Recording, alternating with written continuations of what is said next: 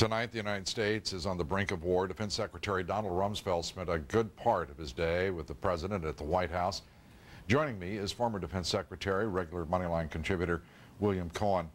Bill, what is Secretary Rumsfeld doing, in your judgment, right now? I think he's staying very much on top of the battle plan as such. He's listening to what the Chairman of the Joint Chiefs is saying. He was in direct contact with General Tommy Franks from the front, trying to determine exactly when the best time to launch such an attack would be, taking into account the weather, as you discussed before, other factors involved to make sure everything is precise. You heard me ask General Grange whether he would go this evening, and his answer was, depending upon the condition of the troops, the readiness of the troops, and not simply their, if you will, their motivation level at this point, that he would. What's your assessment?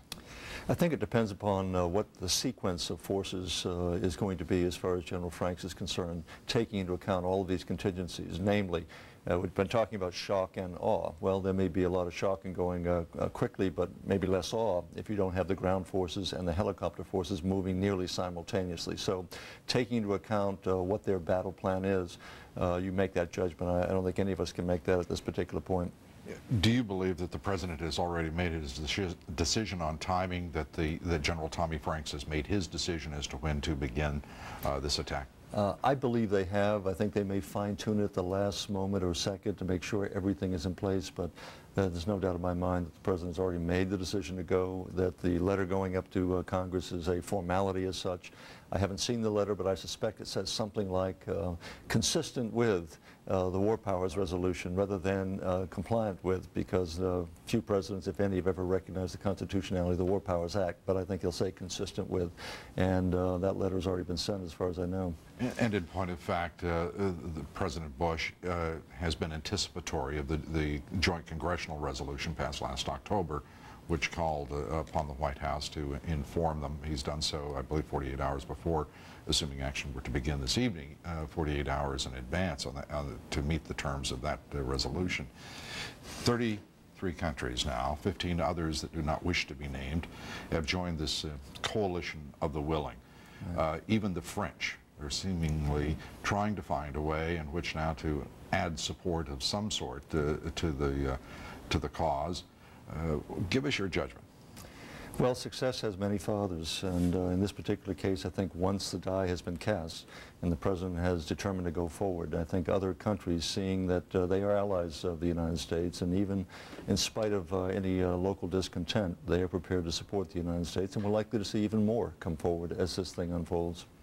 Militarily, those who, as it were, join up in our last-minute conversions are unlikely to be helpful to the British and to the United States militarily. Is there anything strategically that they can offer that would be positive? Some might have some chemical weapons facilities, capabilities that they could contribute at a later time. I think only those forces who have been jointly training, preparing, and deploying with U.S. forces are going to be really effective in the initial phases. The attacks which we have been reporting and discussing this evening against the missiles in southern Iraq, great concern that those had chemical warheads. Do you believe that Saddam Hussein has and will use chemical weapons against our troops? I believe he has them. I think he would be very foolish to use them. It would rob him of the kind of victimhood that he is seeking, that he has declared time and time again for the 12 years he has none. For him to use them at this time would just tear away any pretense that he has had. And I think then the call for the world to come down on top of Iraq and support the United States. So you don't think he would? I don't think he will. Again, a big mistake if he does. We'll be able to cope with it, but nonetheless, it certainly would call for a much more robust response even than we currently plan. Bill Cohen, always good to have you here. Thank you, Lou. Thank you. Coming up next, forget the United Nations. The list of countries who support the war against Saddam Hussein is growing. By the hour, seemingly. Kitty Pilgrim will have the report for us. Kitty? Lou, more countries today were willing to stand up and be counted. 45 countries now support U.S. action in Iraq. Lou? Thanks, Kitty. We'll also take you inside the command center of the USS Constellation, one of 5 aircraft carriers now preparing for battle in the Persian Gulf. And Wolf Blitzer will have the latest developments for us live from Kuwait. Those stories and more straight ahead Stay with us.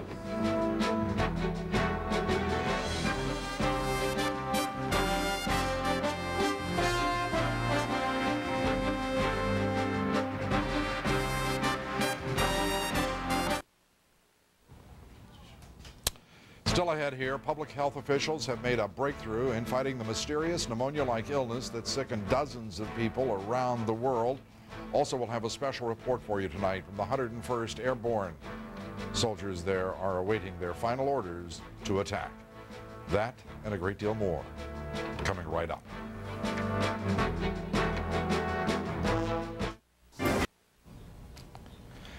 The United Nations Security Council hasn't given up on the issue of Iraq, at least as a topic of discussion.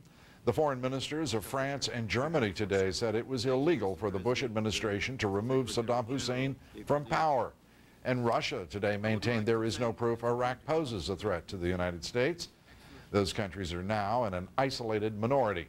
International support for military action against Iraq is growing. Kitty Pilgrim has the report.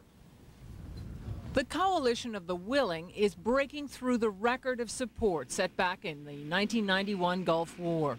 Secretary of State Colin Powell yesterday named 30 countries to back U.S. action, adding that 15 more countries offered support but did not want to be named.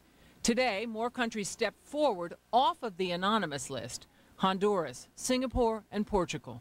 The most significant aspect, I think, of this international coalition, which now includes 45 nations in total, is that it includes actually 18 European countries, including the vast majority of the new European nations of Central and Eastern Europe. So quite clearly, France, Germany and Russia, the main opponents of military action in Europe, are actually in a minority position. One of the first supporters of U.S. military action was Britain. Prime Minister Tony Blair, after impassioned pleas to his government this week, swept the vote in Parliament, 412 to 149. Spain's Jose Maria Aznar was another early supporter, rallying more than a dozen European countries to the U.S. position. Now, other leaders are stepping forward, including Japanese Prime Minister Junichiro Koizumi, even though Japan, by its constitution, cannot participate in military action. State Department spokesman Richard Boucher said countries would participate even if it was in a non-combat role. They may just be allowing access, overflight, or other participation in that way. Poland has said it would commit 200 non-combat troops. The Netherlands will contribute 3 Patriot missile batteries and 360 men for the defense of Turkey.